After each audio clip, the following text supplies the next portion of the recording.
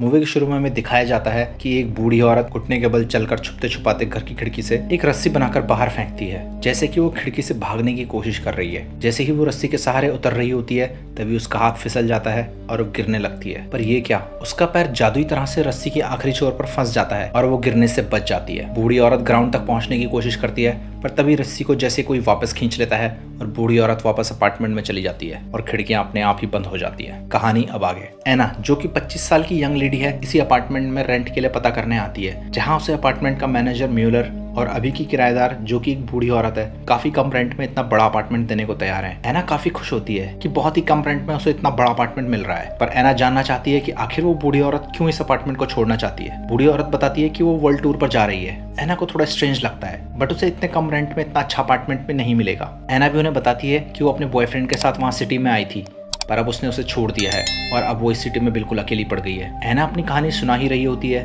कि बूढ़ी औरत उसे रोकती है और झल्लाकर पूछती है कि उसे ये अपार्टमेंट चाहिए या नहीं। एना कहती है हाँ, उसे चाहिए। म्यूलर जल्दी से कॉन्ट्रैक्ट निकालता है और एना को साइन करने को कहता है। एना पेन निकालकर साइन करती है पर उसका पेन नहीं चल रहा होता।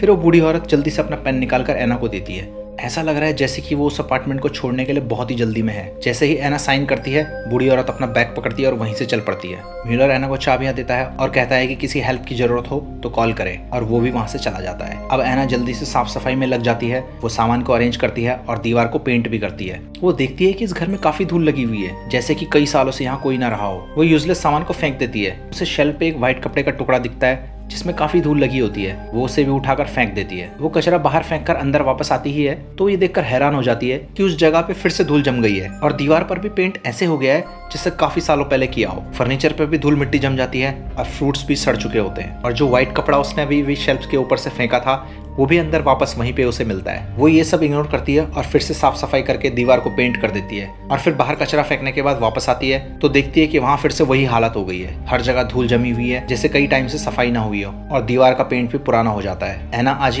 इतना काम कर चुकी है कि उसकी आंखों के नीचे डार्क सर्कल दिखने लगे हैं। खैर, एना आराम करने का सोचती है और उस रात थक हार कर वहीं सोफे पर सो जाती है। थोड़ी देर बाद सडनली रेडियो अपने आप प्ले हो जाता है। वो उसे बंद करने के लिए जाती है और मिरर में खुद को देखती है कि उसका चेहरा बहुत ही ज्यादा अजीब हो गया है और काफी रिंकल्स भी दिख रहे हैं। एना काफी घबरा जाती है। वो अगले ही सुबह हाउस मैनेजर म्यूलर के पास जाती है और उसे गुस्सा करते हुए कहती है कि उसने उसे एक हॉन्टेड अपार्टमेंट दिया है। वो म्यूलर से अपना किराया और सिक्योरिटी वापस करने को कहती है, लेकिन म्यूलर वापस करने से मना कर देता है और कहता है कि उसने कॉन्ट्रैक्ट साइन किया है जिसमें साफ साफ लिखा है कि किराएदार अपार्टमेंट नहीं छोड़ सकता जब तक कि वो कोई नया किराएदार अपनी जगह खोज कर ना ले आए। पर जब एना वो कॉन्ट्रैक्ट देखती है तो उसमें इतने छोटे अक्षरों में एग्रीमेंट लिखा होता है कि वो सब पढ़ने के लिए उसे लेंस की जरूरत पड़ती है। एना गुस्से से आग बबूला हो जाती है और कहती है कि वो पुलिस में जाकर उसकी कंप्लेन करेगी, लेकिन म्यूलर को जैसे कोई फर्क ही नहीं पड़ता। वो एना को वार्निंग देता है कि उसकी भलाई इसी में है कि वो अपार्टमेंट के अंदर ही रहे। एना गुस्से में वहां से चली जाती है। अब एना मेडिकल रिपोर्ट करवाने के लिए क्लिनिक में जाती है ताकि वो केस फाइल कर सके, लेकिन डॉक्टर उसे कहती है कि 25 साल में रिंकल आना और सफेद बाल कई बार नॉर्मल भी होता है।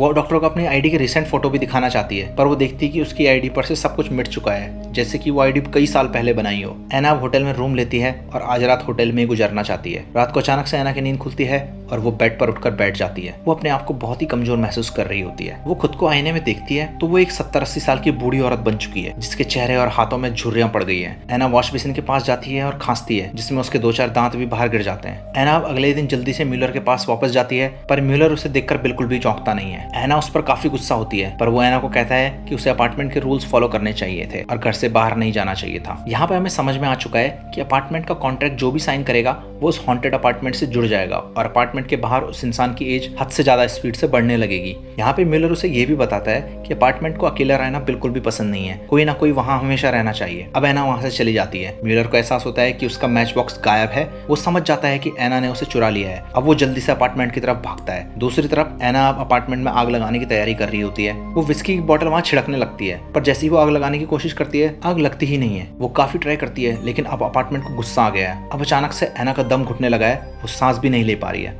और वो फ्लोर पर गिर जाती है। मिलर कैसे भी करके दरवाजा खोल लेता है और एना के पास आकर उसके मुंह से कपड़ा बाहर खींच लेता है। ये वही सफेद कपड़े का टुकड़ा है जो शेल्फ के ऊपर पड़ा रहता था। अब एना और म्यूलर बैठे होते हैं और अब म्यूलर से बताता है कि ये अपार्टमेंट कुछ दशकों से यहाँ पे है और यहाँ हमेशा कोई ना कोई रहा करता था। एक बार कुछ कॉलेज गर्ल्स यहाँ पर रहने के लिए आई और वो कुछ ही दिनों में काफी बूढ़ी हो गई और ये काफी बड़ी न्यूज भी बन गई थी। मिनिस्ट्री ने भी इस अपार्टमेंट को तोड़ने की कोशिश की, पर उससे पहले ही वो लोग अनजान वजहों से मारे गए। इससे पता चला कि अपार्टमेंट को बाहरी लोगों का मामले में दखल देना बिल्कुल भी पसंद नहीं है। इसीलिए कुछ टाइम में गवर्नमेंट ने भी इसकी परवाह करना छोड़ दिया और यही वजह है कि पुलिस कंप्लेंट करने पर भी इस अपार्टमेंट के खिलाफ कोई एक्शन नहीं होता। मिलर उसे बताता है कि उसकी जॉब यही है कि उसे अपार्टमेंट के लिए कोई ना कोई किराएदार ढूंढना होगा। हालांकि उसे ये जॉब पसंद नहीं है, लेकिन उसे ये करना पड़ता है। वो एना को भी अगला किराएदार जल्दी से जल्दी ढूंढने की सलाह देता है, क्योंकि यही एक तरीका है जिससे वो इस अपार्टमेंट से मुक्ति पा सकती है। अब शाम को एना कुछ मेकअप करती है और अपने एक्स बॉयफ्रेंड के घर जाती है ताकि उससे कुछ हेल्प ले सके, लेकिन उसका बॉयफ्रेंड डैनियल उसे पहचानने से मना कर देता है। वो सोचता है कि ये एना की कोई ग्रैंड मदर है।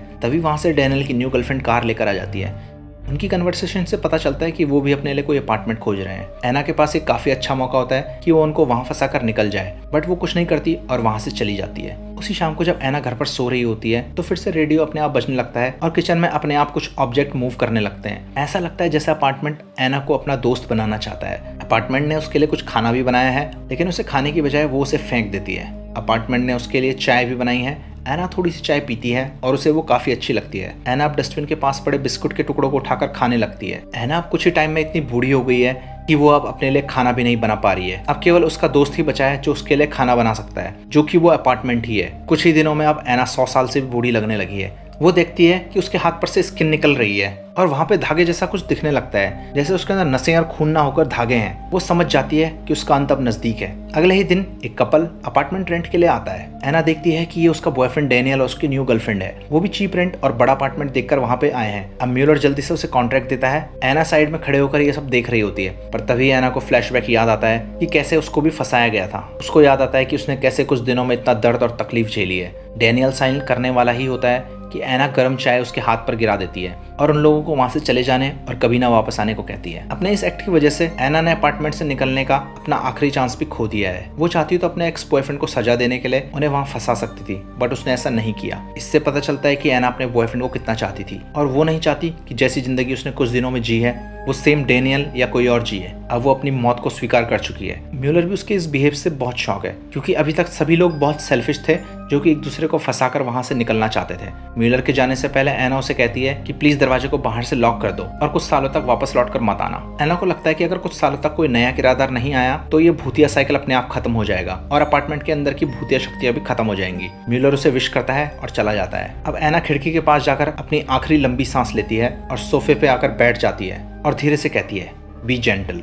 सोफा एना के सर को आराम से निकल जाता है और उसकी पूरी बॉडी भी ऊन के धागों में बदल जाती है, जो कि अब सोफे में मिक्स होकर उस सोफे को रिपेयर करने लगते हैं और उसके सर की जगह पर सफेद कपड़ा अनफोल्ड हो जाता है। इस कहानी में हमें समझ आता है कि अपार्टमेंट अपने किराएदार को अपने आप को रिपेयर करने में यूज करता है। एक तरह से उसमें रहने वाले लोग उसकी खुराक है। अब क्योंकि कोई अगला किराएदार नहीं आने वाला है, वो शायद अपार्टमेंट कुछ टाइम में ही खुद ब खुद मर जाएगा और एना की कुर्बानी जाया नहीं जाएगी। दोस्तों, आपको ये स्टोरी कैसी लगी मुझे कमेंट सेक्शन में बताओ और इसी तरह के कंटेंट के लिए मेरे चैनल को सब्सक्राइब करो। जल्दी मिलते हैं अगले मूवी के साथ।